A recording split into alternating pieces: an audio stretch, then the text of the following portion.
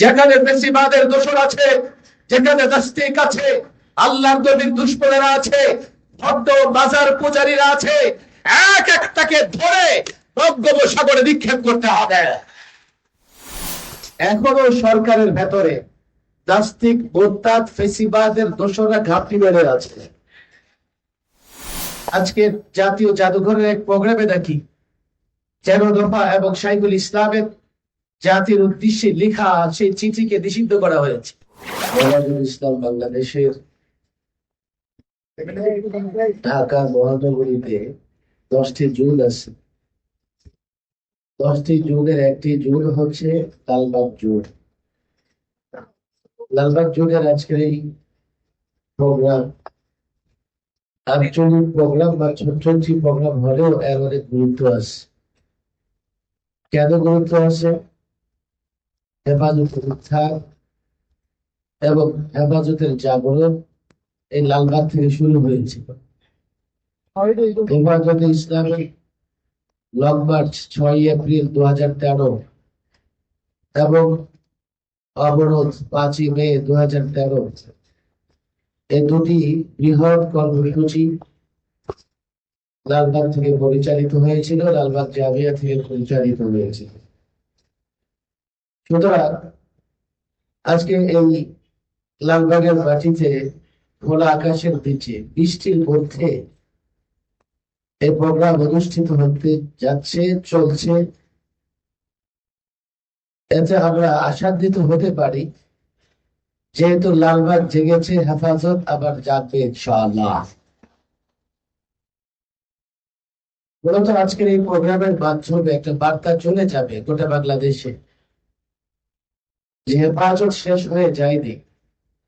কেননা হেফাজতের 13 দফা এখনো অমীমাংসিত অবস্থায় আছে। আমরা সাপ্লাই রক্ত দিয়েছি, কিন্তু আমরা দাবি দফা আদায় করতে পারিনি। সুতরাং কোনখানে বিলাত মাহফিল করে হেফাজতে ইসলামকে শেষ করা যাবে না। আন্দোলন সংগ্রাম অব্যাহত রাখতে হবে। আমাদের 2013-তে সে আন্দোলনের প্রেক্ষাপট মনে আছে।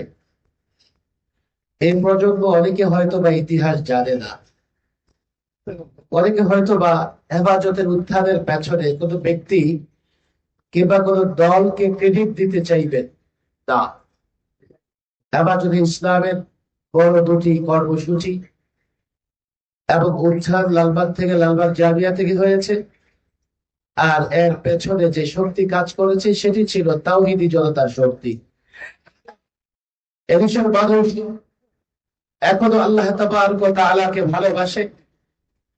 এদেশের মানুষ এখনো আল্লাহর নবীর ইজ্জতের উপরে আঘাত আসলে বসে থাকবে না, চুপ করে থাকবে না। সুতরাং যতদিন 13 দফা বাস্তবায়িত না হয়, হেফাজত শেষ হবে না, হেফাজত আন্দোলন থামবে না।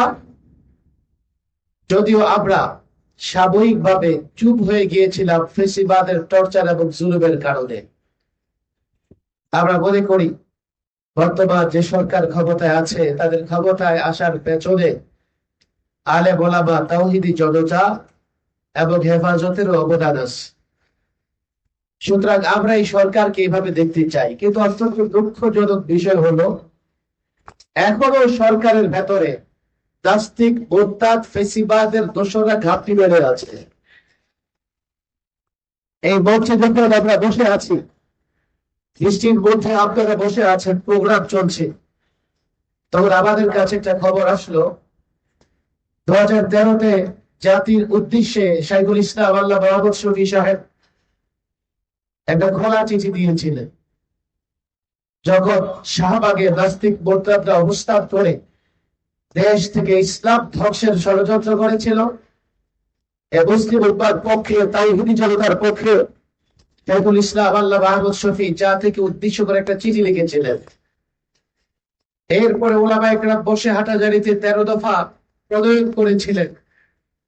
আজকে জাতীয় জাদুঘরের এক প্রোগ্রামে দেখি 13 দফা এবং শাইখুল ইসলামের জাতির উদ্দেশ্যে লেখা সেই চিঠিকে নিষিদ্ধ করা হয়েছে। আমি তো পরিষ্কার বলি, সরকারের জন্যও ভালো, আমাদের জন্যও ভালো যদি আপনাদের ভেতরে ফেসিবাদের দোষর নাস্তিক মুরতাদরা ঘাপটি বেড়ে থাকে, তো এই রাষ্ট্র অকার্যকর হতে সময় লাগবে না। আর রাষ্ট্র অকার্যকর প্রমাণিত হলে আপনারাও ক্ষমতায় থাকতে পারবেন না।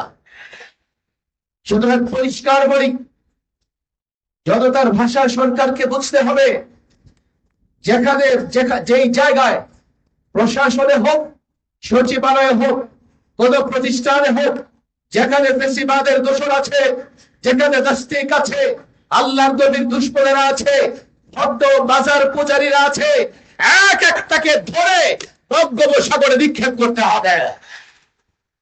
আমি এই প্রজন্মকে বলবো, আবার পরে আপনাদের কাছে সরকারের উদ্দেশ্যে আজকের এই সমাবেশের ঘোষণাপত্র পাঠ করবেন। তারপরেও এই প্রজন্ম অনেকেই হেফাজতে ইসলামের ইতিহাস জানে না। সুতরাং হেফাজতকে নিয়ে টানা হেঁচড়া হচ্ছে, তর্ক বিতর্ক হচ্ছে, বিভাজন হচ্ছে। আমাদের মাদ্রাসার ছাত্রদেরকে প্রথমত হেফাজতে ইসলামের সঠিক ইতিহাসটা জানতে হবে। দ্বিতীয়ত আমি সরকারের কাছে আবেদন জানাই, গোটা জাতি যাতে হেফাজতের সঠিক ইতিহাস জানতে পারে, সেজন্য জাতীয় শিক্ষাক্রমে পাঠ্যপুস্তকে শাপলার ইতিহাস, শাপলার গণহত্যার ইতিহাস সংযুক্ত করতে হবে, যাতে গোটা জাতি তা জানতে পারে। শাপলার ইতিহাস বা রক্তাক্ত শাপলার সঙ্গে শুধুমাত্র তাওহীদি জনতা জড়িত নয়। দেশের অস্তিত্ব, দেশের স্বাধীনতা, দেশের সার্বভৌমত্ব নির্ভর করে শাপলার ইতিহাসের উপরে। শাপলার আন্দোলনের পেছনে তাওহীদি জনতার যেমনি ভাবে অবদান ছিল, যারা দেশকে ভালোবাসে, যারা দেশকে মহব্বত করে, তাদের অবদান ছিল। সুতরাং শাপলার সঠিক ইতিহাস যদি আমরা লালন করতে পারি, জানতে পারি, দেশ নিরাপদ, আমরাও নিরাপদ, এদেশে ইসলামও নিরাপদ, এদেশের সংখ্যালঘু যারা অমুসলিম তারাও নিরাপদ। এজন্য আজকের এই সমাবেশ থেকে বিশেষ করে আমি সরকারকে আহ্বান জানাবো, যাতে শাপলার সঠিক ইতিহাস পাঠ্য পুস্তকে সংযোজন করে ইনশাআল্লাহ লালবাগ জুনের এই প্রোগ্রামের মাধ্যমে হেফাজতের আন্দোলন শুরু, ধারাবাহিক ভাবে ইনশাআল্লাহ হেফাজতে ইসলামের আন্দোলন চলবে। সঙ্গে থাকবো না ইনশাআল্লাহ। আল্লাহ তাবারক ওয়া তাআলা তৌফিক দান করুন। আমরা অল্প কিছুক্ষণ বসবো।